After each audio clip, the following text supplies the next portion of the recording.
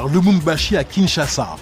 Le long de cette voie très fréquentée, une station-service est en train de sortir de terre. Le vent que vous voyez là-bas, c'est là où il y a la station-service. C'est sur cet îlot-là que nous allons placer 2 pompes de distribution. Les ouvriers ont 2 jours pour couler les 120 mètres cubes de béton qui vont constituer le sol de cette future station et de ses dépendances. Là, c'est juste un dépôt pétrolier que nous avons réalisé. Et ce dépôt a une capacité de 140 mètres cubes. Particularité, c'est une marque congolaise qui construit la station-service. Un moment important, alors la patronne en personne a fait le déplacement. Quand je passe, je contrôle ce qu'ils sont en train de faire en fait, pour aussi que je puisse donner mon avis et apprécier aussi la qualité. Le contrôle, c'est la marque de fabrique de Pauline Mona Kayoko. À 44 ans, elle est à la tête d'un réseau de 10 stations-service en RDC. Mona Lux, son groupe, c'est 30 milliards de francs CFA de chiffre d'affaires par an. Une réussite pour cet autodidacte qui a débuté avec comme seul bagage un diplôme de couture. Ses connaissances, elle les a apprises sur le terrain. C'est pour faire un domaine, qu'il soit, il faut avoir les notions.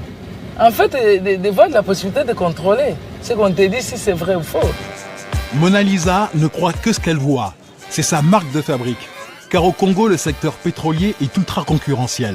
Mona Lisa doit s'imposer face à des multinationales du pétrole qui possèdent 60% du marché de la distribution d'essence. Mais cette bataille ne lui fait pas peur. Je n'ai pas peur de multinationales. Et ils ont multinationales, ça veut dire qu'ils sont des grands poissons. Nous, on est des petits poissons. On mange le petit pain avec une petite assiette, mais on mange le même produit qu'elles mangent aussi. Et à la place pour les petits. On réserve quand même ce qui tombe par terre, nous on ramasse. Selon elle, il y a de la place pour les gros et les petits. Et son marché, ce sont les petits. Pauline Mona Kayoko a mis en place une stratégie différente de ses concurrents. Elle a choisi de s'installer dans les quartiers populaires. Cette station est l'une des plus petites de son réseau, mais paradoxalement, c'est la plus rentable. Et tu vois les quartiers où tu es, c'est les quartiers indigènes. Ils ont l'argent. Tu vois le trafic, ça veut dire que c'est le plus meilleur. Une clientèle pauvre qui fait des petits pleins, mais qui revient souvent. C'est le pari de Pauline Mona. Alors, pour pouvoir être rentable, la patronne a mis en place une série de mesures. Joseph Elvis Mulumba est le responsable de cette station-service. Il coordonne les 7 pompistes qui y travaillent.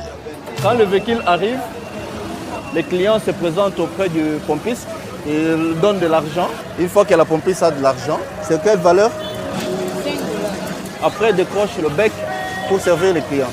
On paye avant, pas sans argent de ce côté ici, on peut fuir avec le produit. Ces précautions ne s'appliquent pas qu'au moment de servir les clients. Tous les jours, les employés de Mona Lisa recomptent la recette. 10 millions de francs CFA en moyenne en petites coupures. Chaque paquet de billets est inspecté un par un afin de s'assurer qu'ils correspondent aux déclarations des caissiers. Chaque pièce contient 5 billets. Ça commence à partir de 50 francs, le billet de 50 jusqu'au billet de 20 000 francs. Dans cette liasse, il manque un billet de 500 francs congolais. Le caissier appelle immédiatement la pompiste responsable. C'est la règle chez Mona Lisa. En cas d'erreur de leur part, les pompistes doivent mettre la main à la poche. Edwige devra verser les 500 francs manquants. Elle est responsable. Elle qui doit donner pour combler le vide. Et puis les bons comptes font les bons amis. D'après le gérant, les erreurs de caisse ont drastiquement chuté grâce à cette technique. Auparavant, on pouvait 50 000 francs, 20 000 francs de manquant. Mais maintenant, si on a bien vérifié, c'est 500 francs, des fois 1000 francs. Et comme ils sont sur place, ils sont obligés de payer l'argent de Mona. Pour augmenter ses marges, Pauline Mona ne compte pas que sur sa gestion rigoureuse. Elle veut transformer ses stations en petits centres commerciaux. Son objectif, y vendre de la nourriture, des biens de première nécessité ou y installer une chaîne de restaurants à son nom, comme ici, dans sa station de Ma Campagne. Un développement qu'elle fait au fur et à mesure, en fonction de sa trésorerie, un investissement important, mais très rentable selon la patronne. Si on me fait ici 200 $, là-bas 300 $, j'ai 500. Donc tout est bon pour gagner un peu plus d'argent en fait. En fait, l'argent n'a pas de couleur. Avec ses 2 étages, ce bâtiment lui a coûté 1 milliard de francs CFA. Mais le chantier a pris du retard. La faute au constructeur. Seul le gros œuvre est terminé et la patronne n'est pas contente de l'entretien.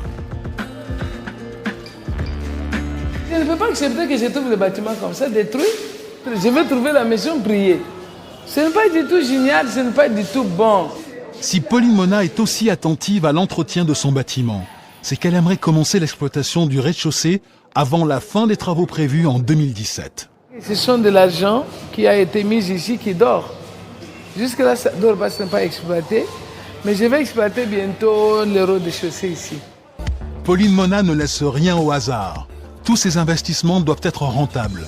2 nouvelles stations-service sont en construction à Kinshasa, mais aussi à Lubumbashi. Une consécration pour cette commerçante qui a commencé les affaires en vendant des bananes sur le marché et qui est devenue, 20 ans plus tard, l'une des plus importantes femmes entrepreneurs en République démocratique du Congo.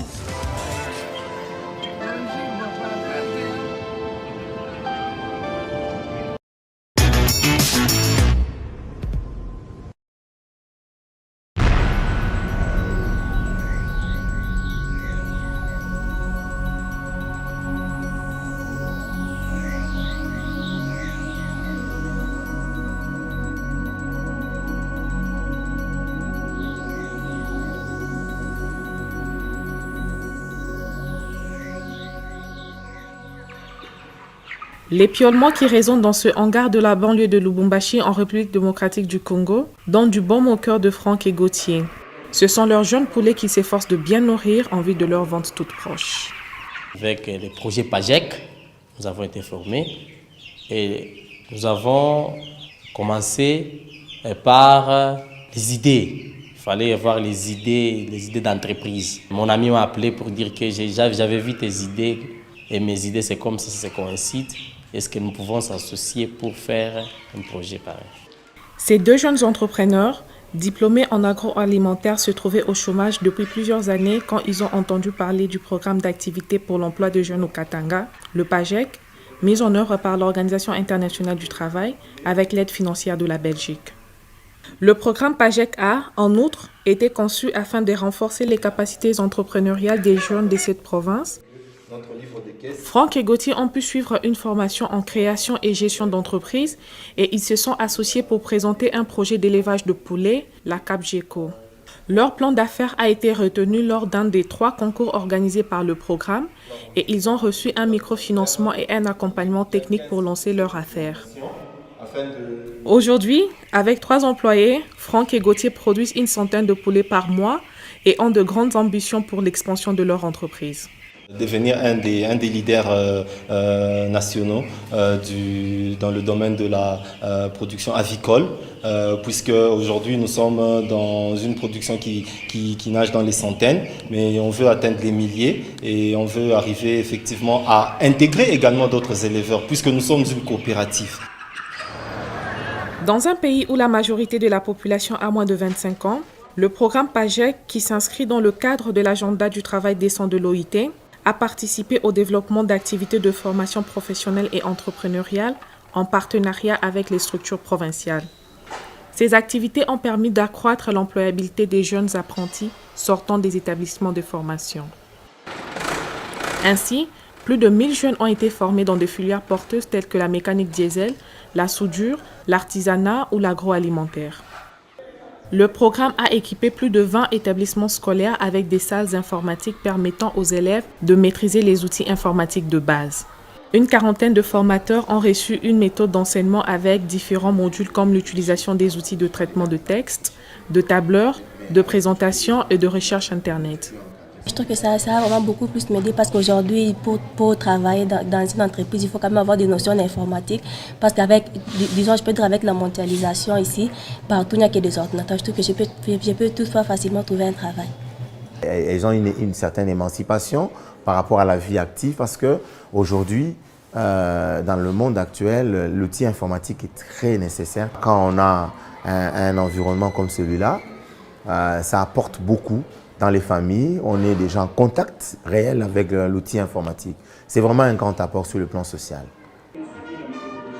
La remise de certificats en informatique aux élèves qui ont suivi les modules permet de valider et valoriser les compétences acquises. Pour ces jeunes, c'est non seulement une fierté, mais aussi une véritable valeur ajoutée à leur éducation. Une des préoccupations majeures, c'était vraiment un objectif de durabilité. Faire en sorte qu'on ait bien une dynamique de changement à la suite de ce programme d'activité et que cette dynamique de changement puisse être portée par les acteurs eux-mêmes et perdurer à la fin du projet PAJEC. Pour ces jeunes apprentis et ces écoliers, ainsi que pour des jeunes entrepreneurs comme Gauthier, le projet a apporté une certaine dignité et leur a vraiment ouvert des perspectives d'avenir. Un envol dans la vie active qui permet à Gauthier et à sa jeune famille d'aborder l'avenir avec plus de sérénité.